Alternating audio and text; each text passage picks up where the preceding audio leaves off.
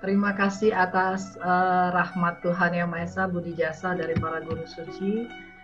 Terima kasih juga atas rahmat karunia dari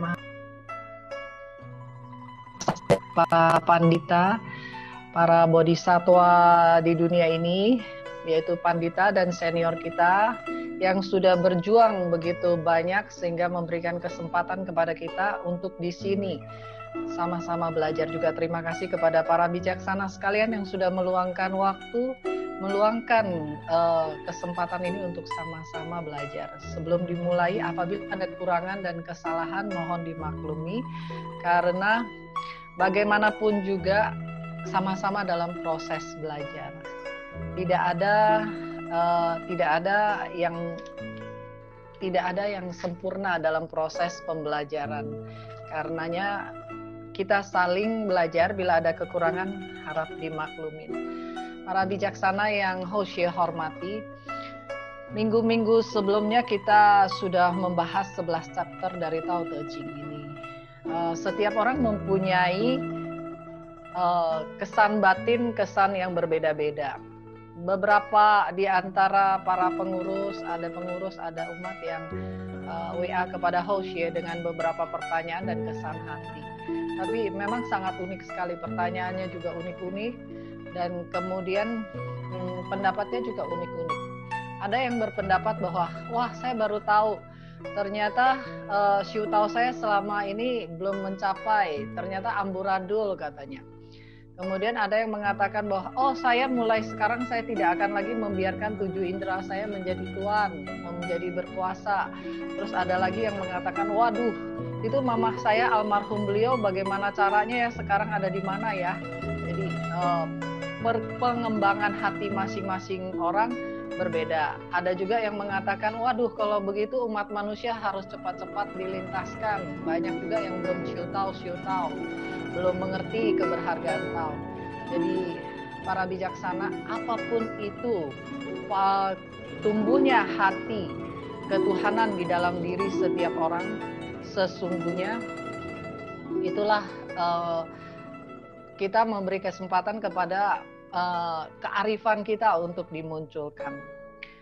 Walaupun ada yang menyadari bahwa ternyata selama ini saya belum memperbaiki kekurangan saya baru sadar kekurangan saya baru sadar bahwa Siu Tao itu caranya begini.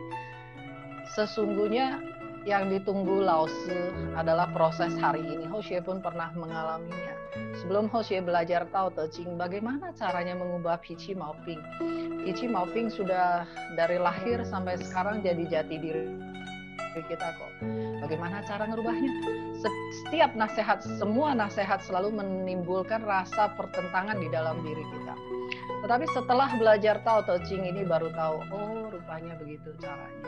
Sehingga ketika muncul ketidaksadaran kita, tadi Pandita mengatakan Wang Xiang, kita punya keterikatan dan kita punya karma, begitu muncul di bawah sadar kita bisa selesaikan sebelum dia menjadi kasus baru. Di dunia ini sebenarnya karma ini akan berhenti apabila kita tidak membuatnya menjadi kasus baru. Apalagi kita orang Siu Tao. Hari ini kita sudah mengetahui pintu suci, kita sudah mengetahui bahwa jati diri kita sebenarnya yang kekal abadi adalah berasal dari nirwana. Jadi di dunia ini pun kita hanya numpang lewat saja, di dunia ini pun kita hanya berkelana saja, kita hanya mengembalikan kapasitas kebudahan kita. Jadi sesungguhnya di dunia ini tidak ada yang bisa mengikat kita. Kalau sudah menyadari sampai kepada titik ini, kita jangan kecewa, kita jangan mengatakan, oh ini Pichi Maoping saya belum bisa merubah. Ketika kita sadar bahwa itu adalah Pichi Maoping, seketika juga kita lepas. Seketika kita lepas, maka dia tidak lagi menjadi karma. Sesungguhnya Buddha Kuan Im menyampaikan kepada kita, membina diri dan melaksanakan ketuhanan segitu mudahnya. Hanya seperti kita membalikkan telapak tangan. Kalau kita paham, pada roh suci kita yang sejati sebenarnya sebegitu mudahnya. Dari bab-bab sebelumnya kita sudah membahas tentang tentang bagaimana masuk ke tubuh. Ini ada dalam kitab Metafisika disampaikan, ketika linghun atau yohun kita masuk ke tubuh bayi, maka bayi tidak bisa menangis kalau tidak ada yohun itu masuk. Karena baru kesadaran pikiran dan kesadaran perasaan, belum ada linghunnya masuk, maka dia belum bisa menangis. Ketika qi di hou tian, qi di dunia ini atau oksigen terhubung dengan tubuhnya, anak menangis, dengan dia menangis qi atau oksigen itu terhubung, maka kita punya kesadaran manifestasi dari roh tubuh, manifestasi daripada roh kita itu kemudian tergantung kepada tubuh raga ini, tubuh bentuk ini tergantung kepada po atau indera kita, tergantung kepada qing qi sen kita. Qing itu adalah saripati kita, qi itu adalah energi, sen itu adalah kita punya spirit. Dan ketiganya ini disebut sebagai vitalitas kita di dunia. Itu yang tergantung, itu berkembang dan tergantung pada itu untuk bertahan. Kemudian dibutuhkan 49 hari untuk terpenuhnya 7 komponen po atau indera. Demikian juga 7 komponen po dan indera ini tidak benar-benar lenyap sebelum 49 hari setelah kematian. Ini sudah dijelaskan pada bab-bab sebelumnya. Jadi bahwa pada dasarnya di dunia ini kita harus membina diri kita dengan sungguh-sungguh. Kita harus bisa tahu yang mana yang sejati dan yang mana yang palsu. Tidak mengandalkan hati yang palsu. Walaupun kita memahami dia ada, dia bisa aja terjadi, dia bagian dari karma kita. Kita nggak luput dari kesalahan, kita nggak luput dari kekurangan. Tetapi ketika setiap kali dia timbul, kita harus sadar bahwa ini bukan yang kekal. Jangan sampai membiarkan pencuri ini, ya, penyebab karma ini terus membuat kita tumimba lahir dan tidak berhenti. Karenanya itu Lao Tzu beliau menyampaikan, aku menyukai badan ini. Tapi aku juga menghargai, aku tidak menyukai badan ini, tetapi aku juga menghargai tubuh jasmani ini.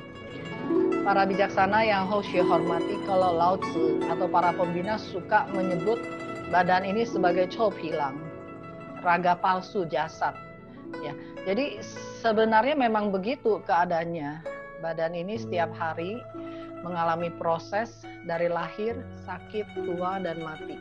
Memang berproses kepada kehancuran. Sehingga raga yang tidak kekal ini kalau kita hargai sampai kapanpun adalah tidak kekal. Adalah hanya satu bentuk saja. Karenanya itu ketika kita sadar itu, ketika kita punya keyakinan kembali kepada roh suci kita dengan terang, melihat segala keterikatan, segala bentuk karma yang ditimbulkan dari bawah sadar kita, dan kemudian diwujudkan dari perbuatan kita. Kalau sebelum kita siu tahu, kita marahin orang, kita cuma rasa nggak enak, habis itu kita hibur diri, nggak apa-apa, salah dia kok. Tetapi sekarang setelah kita memahami, wah saya hari ini kebablasan nih, saya marah. Ternyata batin saya nggak enak, saya harus minta maaf. Coba cari lagi, gunakan kearifan kita, kenapa bisa dia membuat saya marah. Kemudian bagaimana menetral dan bagaimana menyelesaikannya dengan bijak. Sesungguhnya di dunia ini adalah tempat bagi kita untuk menyelesaikan karma. Jangan kita membuat karma baru lagi. Kalau kita membuat karma baru lagi, maka tidak akan ada habisnya. Tetapi kalau kita sudah datang, sudah dapat petunjuk suci, sudah tahu caranya, sudah bisa fokus di pintu suci, sudah tahu sanhun kita, sudah tahu bisa menyelesaikan, bisa konsentrasi dan menyadari kefanaan, ketidaksejatian dari tubuh raga ini, maka kita punya kesempatan yang besar sekali untuk menyelesaikan karma 60.000 tahun kita. Saat ini juga, kehidupan ini juga. Apabila perlahan-lahan bisa mencapai ke sana, sebenarnya seorang pembina itu makin membina itu makin lapang. Makin membina itu makin leluasa. Tadi sore putri tercinta Hoshe tiba-tiba duduk di depan Hoshe mengatakan bahwa dia bilang, Tutu, kenapa kelihatan makin muda? Xue bercanda kepada dia, mengatakan bahwa kalau kelihatan makin tua berarti belum Xiu Tao.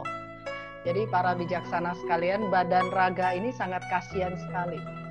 Walaupun dia menyebabkan kita tersesat, tapi kita menyebabkan dia menderita juga. Karena tuanya akan cepat sekali ketika kita nggak berhenti qi xing dong nian. Ketika kita memakai dia secara maksimal, ketika kita merusak qing qi shen kita, badan ini juga akan rusak. Ketika kita tidak berhati-hati terhadap kehidupan kita, terhadap pikiran kita, terhadap perbuatan kita, terhadap keinginan kita, sesungguhnya kita sedang perlahan-lahan meracuni diri kita sendiri. Minggu-minggu kemarin sudah dijelaskan dan juga sudah diberikan caranya bagaimana menjaga qing qi shen kita, karena pada dasarnya qing qi shen kita adalah merupakan kapasitas dari kita punya sanpun, otomatis adalah merupakan kapasitas daripada kita punya roh. Apabila qing qi shen kita macet, apabila qing qi shen kita di dunia ini tidak berfungsi dengan baik, sebenarnya badan ini akan mengalami penuaan, pembusukan, penyakit yang tidak ada habis-habisnya. Para bijaksana, apapun kondisi yang kita pikirkan, pikiran kita bukan jati diri kita. Kondisi dari pikiran kita juga bukan jati diri kita. Perasaan kita juga sama. Kalau selama masih berubah-berubah, berarti bukan jati diri kita. Kita akan berproses sampai kepada satu titik yang sangat jernih dan tenang, tidak berubah lagi. Itu baru jati diri kita yang sebenarnya. Jadi kalau kitab Taisang Qing Qing Qing itu tadi Pandita juga menjelaskan Qing Zi Zuo Zi Yan. Jernih itu adalah sumber daripada Zuo, daripada keruh. Dong Zi Jing Zi Ji. Gerak itu adalah juga sumber daripada diam. Zhen Nen Chang Qing Qing. Orang bisa mengenal yang senantiasa tidak bergerak dan tidak diam, tenang, langgeng. Itu baru Tianti Xi Jie Gui. Baru kita, langit, bumi bisa satu level, setara. Jadi kalau kita bab sebelumnya menjelaskan ketika kita pahami badan kita ini badan kita ini adalah satu bentuk kan, kita kelihatan, ada inderanya, kita terasa. Tetapi badan kita ini tidak mungkin bisa beraktivitas, tidak mungkin bisa bernafas, tidak mungkin bisa hidup kalau tidak ada yang yaitu kita punya hun, kita punya roh. Kalau tidak ada itu, maka badan ini tidak bisa berfungsi dengan baik. Tetapi ketika badan kita ini adalah vibrasi, tubuh kita ini adalah vibrasi dari energi. Setiap saat kita menggerakkan pikiran, perasaan, indera-indera kita, berarti kita menggerakkan kita punya roh. Kita menggerakkan kita punya kesadaran, kita menggerakkan kita punya sanhun. Betul begitu ya? Dan kalau kita menggerakkan secara berlebihan, apa yang akan terjadi? Maka akan kolaps, akan kehilangan kapasitas. Kita menyia-nyiakan energi murni dari semesta raya, energi murni dari roh kita, hanya untuk hal-hal yang tidak penting di dunia ini. Kita memboroskan kapasitas kebudahan kita, kapasitas dari Tao hanya untuk hal-hal yang tidak berguna sama sekali, bahkan mungkin bisa menyebabkan penderitaan bagi kita. Karenanya itu ketika kita bisa menyadari itu, baru kita bisa menenteramkan badan ini. Kita tidak terlalu berlebihan menggunakan badan ini. Makanya dikatakan Chun Wu Shou Yu. Di kitab Iwang Xing Yi Miao Jing Chun Wu Shou Yu. Bisa kosong sejati baru bisa menimbulkan ada. Jadi kita bergantian. Kalau kita nggak terlalu banyak keselnya, marahnya, iri, benci, dengki, sinu, aile, senang, tidak senang, marah, dan lain sebagainya, tubuh ini vibrasinya meredah. Tubuh ini energi kita bisa tenang. Tubuh ini frekuensinya pun stabil. Nah, ketika bisa seperti itu, barulah kapasitas roh kita yang sebenarnya kita punya yen qi, yen shen, yen qing itu baru bisa terjaga. Jadi energi murni dari qing qi shen ini baru bisa terjaga, baru bisa balance. Karena tubuh kita dikendalikan dengan baik oleh Qing Qi Shen yang stabil, namanya apa? Namanya makmur. Namanya 3 mustika di diri kita ini terjaga. Maka vibrasi yang turun, vibrasi yang tidak berlebihan, energi yang tidak bergejolak nggak karuan, kemudian frekuensi yang tidak menyebar kemana-mana mempengaruhi seluruh semesta raya, ditentramkan kembali. Fokus pada pintu suci sana. Kita menjadi seimbang. Kita baru bisa menimbulkan otomatis kalau bisa kosong dan tentram seperti itu. Maka kapasitas dari roh kita akan timbul dengan sendirinya karena tidak keruh, tidak berantakan Qing Qi Shen kita, tidak menyusahkan diri kita sendiri. Sama juga di dalam kitab Qing Qing Qing, 色不异空，空不异色，色即是空，空即是色，受想行识亦不如是。Sesungguhnya kosong ataupun warna materi itu bersumbernya sama. Saat sekarang ini sama kan? Karena kita ada di dunia, kita bukan di nirwana. Kalau di nirwana mungkin tidak sama, atau di Qitian alam surga mungkin tidak sama. Tetapi kalau di dunia ini semua sama. Karena kita jadi satu sekarang. Bentuk badan kita ini adalah bentuk yang kelihatan.